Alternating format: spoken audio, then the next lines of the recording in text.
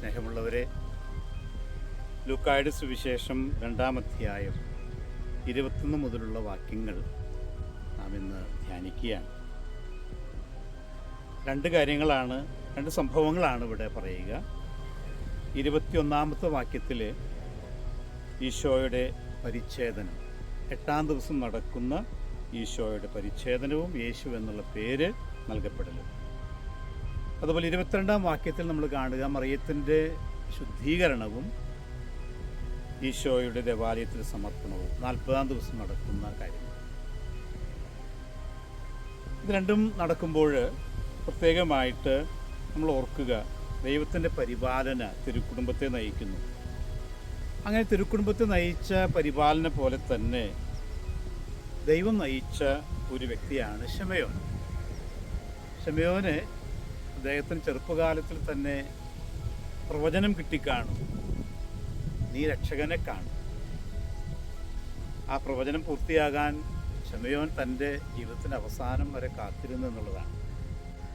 ദൈവം കാത്തിരിപ്പിൻ്റെ ദൈവമാണ്. ചിലപ്പോൾ നമുക്ക് മനസ്സിലാകില്ല എന്തുകൊണ്ടാണ് ചിലപ്പോൾ ദൈവം ചില കാര്യങ്ങൾ വൈകിപ്പിക്കുന്നത് എന്ന്. പക്ഷേ ദൈവം എപ്പോഴും കാത്തിരിപ്പിൻ്റെ ദൈവമാണ്. എന്തുകൊണ്ടാണ് യോസേപ്പും മറിയവും ഈശോയ്ക്ക് ജന്മം കൊടുക്കാൻ എളുപ്പമായിരുന്നത് നസ്രത്തിലെ വീട്ടിലാണ്. പക്ഷേ ദൂരം 140ഓളം കിലോമീറ്റർ യാത്ര ചെയ്ത് ബെത്ലഹേമിലേക്ക് എത്തേണ്ട കാര്യം എന്താണ്? ശിമയോൻ ഇത്ര നാൾ കാത്തിരിക്കേണ്ട കാര്യം എന്താണ്? പക്ഷേ ദൈവത്തിന് അതിനെല്ലാം ഒരർത്ഥമുണ്ട്. ഒരുപക്ഷെ ബുദ്ധിമുട്ടേറിയ അനുഭവങ്ങളിൽ, സഹനങ്ങളിലൊക്കെ ദൈവം തൻ്റേതായ പദ്ധതികൾ നിറവേറ്റുന്നുണ്ട്. അതുകൊണ്ടാണല്ലോ പറയുക, with every problem God provides a provision. എല്ലാ പ്രശ്നങ്ങളും ദൈവത്തിനൊരു പോംവഴിയുണ്ട്, പരിഹാര മാർഗമുണ്ട്. അപ്പോൾ നമ്മളതിനു വേണ്ടി കാത്തിരിക്കുക, നമ്മുടെ വഴികളിലൂടെ മുന്നോട്ട് പോകുകയല്ല, ദൈവത്തിൻ്റെ പദ്ധതികൾ നമ്മുടെ ഇഷ്ടപ്രകാരം നിറവേറ്റുകയല്ല, ദൈവത്തിൻ്റെ ഇഷ്ടപ്രകാരം നിറവേറ്റാൻ ശ്രമിക്കുക എന്നുള്ളതാണ് ഏറ്റവും പ്രധാനപ്പെട്ട കാര്യം. ഒപ്പം തന്നെ അവിടെ ഒരു പ്രത്യേകമായ കണ്ടുമുട്ടൽ നടക്കുന്നുണ്ടല്ലോ. യോസേപ്പും മറിയവും ഒരു ഭാഗത്ത്, ശിമയോൻ മറുഭാഗത്ത്. ഏറ്റവും മനോഹരമായ കണ്ടുമുട്ടലാണ്. നമ്മുടെ വ്യക്തികളെ കണ്ടുമുട്ടുമ്പോൾ അത് വലിയ കൃപയുടെ, ആത്മാവിൻ്റെ അഭിഷേകത്തിൻ്റെ നിമിഷങ്ങളാകാൻ സാധിക്കുന്നുണ്ടെങ്കിൽ എത്രയോ വലിയ കാര്യമാണ്. ഓരോ കണ്ടുമുട്ടലും അത് ദൈവാനുഭവമാകണം. മറ്റുള്ളവരിൽ ദൈവത്തിൻ്റെ വഴികൾ തിരിച്ചറിയാൻ സാധിക്കുന്ന തരത്തിൽ നമ്മുടെ കണ്ടുമുട്ടലുകളും സംസാരവും മാറണം. ആ ഒരു വലിയ സത്യം കൂടി ഈ സമാഗമം നമ്മൾ ഈശോ ദേവാലയത്തിൽ സമർപ്പിച്ചത് പ്രത്യേകമായിട്ട് നമ്മൾ വിചിന്തനം ചെയ്യുമ്പോൾ ശിമയോനും അന്നായും പൂർണ്ണ സമർപ്പണത്തിൻ്റെ മാതൃകകളായിട്ട് നമ്മുടെ കൺമുമ്പിൽ വരികയാണ്. രണ്ടാമത് നമ്മൾ ചിന്തിക്കുക അന്നായെ പറ്റിയാണ്. ആഷേർ ഗോത്രത്തിൽ പിറന്നവളാണ് അന്ന. ആഷേർ വംശം ചിതറിക്കപ്പെട്ട ഒരു ഗോത്രമാണ്. പൊതുവെ എല്ലാവരും മറന്നുപോകുന്ന, അത്ര പ്രാധാന്യമില്ലാത്തൊരു ഗോത്രം. പക്ഷേ ദൈവം അവിടെ എനിക്ക് വിശ്വസ്തയായ ഒരു ഏറ്റവും നല്ല ഒരു ശിഷ്യയെ, പ്രവാചകയെ കാത്തു സൂക്ഷിക്കുകയാണ്. അവിടെ ഏകദേശം 60 വർഷക്കാലം ഈശോയ്ക്ക് വേണ്ടി കാത്തിരുന്നു. അവളെപ്പറ്റി പറയുന്നത്, അവൾ കന്യകാപ്രായം മുതൽ 7 വർഷം ഭർത്താവിനോടൊത്ത് ജീവിച്ചു. അവൾക്ക് 84 വയസ്സാണ്. അപ്പോൾ ഏകദേശം ഒരു 60 വർഷക്കാലം വിധവയായിക്കൊണ്ട് അവൾ ലോകരക്ഷകന് വേണ്ടി കാത്തിരുന്നു. പക്ഷെ അവളെ സംബന്ധിച്ചിടത്തോളം ഇതൊന്നും ദുഃഖമോ ഏകാന്തതയോ അല്ല ഈ കാലഘട്ടം. അവൾ വിശ്വസ്തയോടെ കാത്തിരുന്നു, സന്തോഷത്തോടെ കാത്തിരുന്നു. ദൈവത്തോട് പൂർണ്ണമായ വിശ്വസ്തത കാണിച്ചു അവൾ. അവളുടെ ജീവിതത്തിൽ അവൾ വലിയ മഹിമപ്രതാപങ്ങളിലൊന്നുമല്ല രക്ഷകനെ തേടിയത്. ഏറ്റവും വിശ്വസ്തയായി എളിമയോടെ കാത്തിരുന്നു.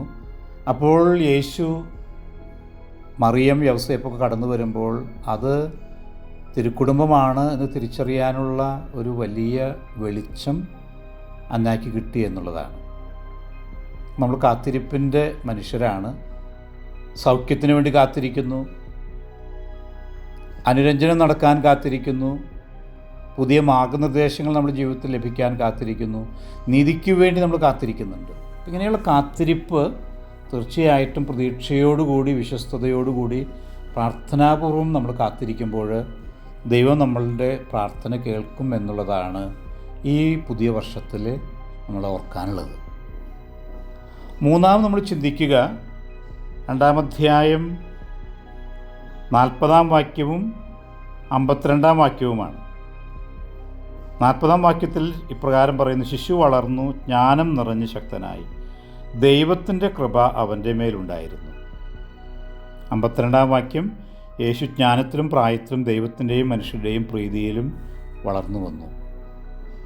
അപ്പോൾ ഈശോ ദൈവത്തിൻ്റെ മുമ്പിൽ വളർന്നു, മാനുഷികമായിട്ട് വളർന്നു. എല്ലാ തരത്തിലും ഈശോയ്ക്ക് കൈവരുന്ന വളർച്ചയെപ്പറ്റിയാണ് നമ്മൾ മനസ്സിലാക്കുക. പുതിയ വർഷത്തിൽ ഈ കാര്യം നമുക്ക് പ്രത്യേകമായിട്ട് ഓർക്കാം. നമ്മളും വിളിക്കപ്പെട്ടിരിക്കുന്നത് വളരാനാണ്. വ്യക്തിത്വ വികസനം നമുക്കറിയാം, എപ്പോഴും നമ്മൾ പറയുന്നൊരു കാര്യമാണ്. നമ്മുടെ വ്യക്തിത്വം വളരണം, നമ്മുടെ കാഴ്ചപ്പാടുകളും ദർശനങ്ങളും വളരാൻ ഈ വർഷം ഇടയാക്കട്ടെ എന്ന് പ്രത്യേകമായിട്ട് ആശംസിക്കുകയാണ്. എപ്പോഴും ഒരു സ്റ്റാറ്റസ്കോ, ഒരു നിശ്ചലാവസ്ഥയിൽ നിലനിൽക്കാനുള്ള പ്രവണത എപ്പോഴും നമുക്കുണ്ട്. പക്ഷേ നമ്മുടെ ജീവിതത്തിലെ പുതിയ കാഴ്ചപ്പാടുകൾ സ്വീകരിക്കാൻ, പുതിയ മെത്തേഡുകൾ സ്വീകരിക്കാൻ, അങ്ങനെ പുതുവർഷം സമ്പന്നമാക്കാൻ നമുക്ക് സാധിക്കണം. മറ്റുള്ളവരെ പറ്റിയിട്ടുള്ള വീക്ഷണങ്ങൾ, സഭയെ പറ്റിയിട്ടുള്ള വീക്ഷണങ്ങൾ, അതൊക്കെ വിശാലമാക്കാൻ നമുക്ക് സാധിക്കുമ്പോഴാണ് നമ്മുടെ ജീവിതം വളരുന്നത്. ആ വളർച്ച ദൈവത്തിൻ്റെ വലിയ കൃപയാണ്. അതുകൂടി നമ്മളിന്ന് പ്രത്യേകമായിട്ട് നമ്മൾ മനസ്സിലാക്കുക. പിന്നീട് നമുക്കറിയാം, ബാലനായ യേശു ദേവാലയത്തിലെ ആ ശാസ്ത്രികളോട് സംസാരിച്ചവരെ ദൈവത്തിൻ്റെ കൃപയാൽ നിറയ്ക്കുന്നതിന് ഈശോയെ സഹായിച്ചത് എങ്ങനെയാണ്? അവിടുന്ന് അനുദിനവും കൃപയിൽ വളർന്നപ്പോഴാണ് അതിന് സാധിച്ചത്. ഈശോയെ കാണാതായപ്പോൾ ആ വലിയ വേദനയിലും കർത്താവിൻ്റെ ഹിതം മനസ്സിലാക്കാൻ, ഈശോയെ കണ്ടെത്തിയപ്പോൾ ആ വലിയ സന്തോഷം കൊണ്ട് നിറയാനൊക്കെ അവർക്ക് സാധിച്ചതും ഈ കൃപകളുടെ നിറവിൽ ഓരോ ദിവസവും യോസേപ്പും മേരിയും വളർന്നതുകൊണ്ടാണ്. അപ്പോൾ നമുക്ക് ഈ കൃപയിൽ വളരാൻ ഉള്ള അനുഗ്രഹത്തിനായിട്ട് നമുക്ക് പ്രാർത്ഥിക്കാം. അങ്ങനെ ഈ പുതിയ വർഷം നമുക്ക് അനുഗ്രഹങ്ങളുടെ വർഷമാകട്ടെ. കൃപയിലും സ്നേഹത്തിലും വളരാൻ നമുക്ക് സാധിക്കട്ടെ. ഏവർക്കും ഒരിക്കൽ കൂടി പുതിയ വത്സരത്തിൻ്റെ മംഗളങ്ങൾ ഏറെ സ്നേഹത്തോടെ നേരുന്നു. ആമേൻ.